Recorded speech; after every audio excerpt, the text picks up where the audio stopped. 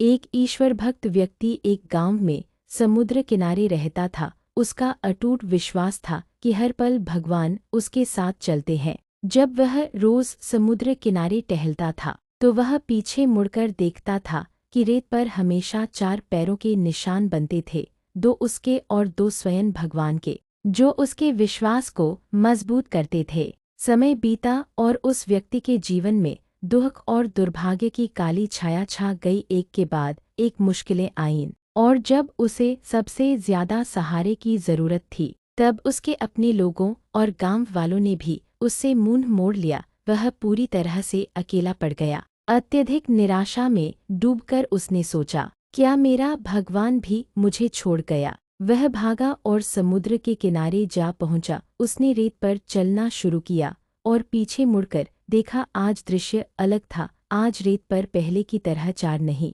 बल्कि केवल 2 ही पैरों के निशान बन रहे थे। यह देखकर उसका दिल टूट गया। वह घुटनों के बल बैठकर रोते हुए दर्द भरी आवाज में आसमान की ओर चिल्लाया, हे प्रभु, जब दुनिया ने मुझे छोड़ दिया तो कम से कम आप तो साथ होते। आज रेत पर सिर्फ मेरे ही अकेले के निशान क्यों हैं?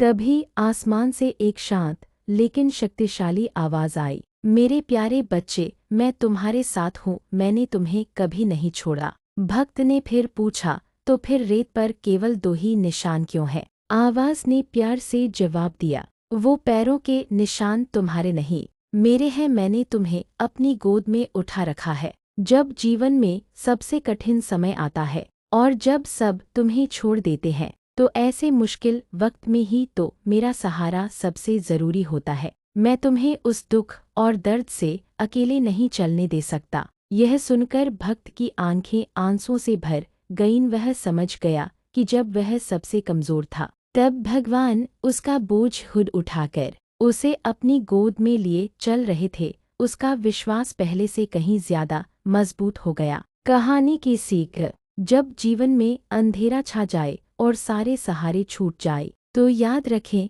ईश्वर आपको अपनी गोद में उठा लेता है और मुश्किल समय में आपका बोझ खुद उठाता है।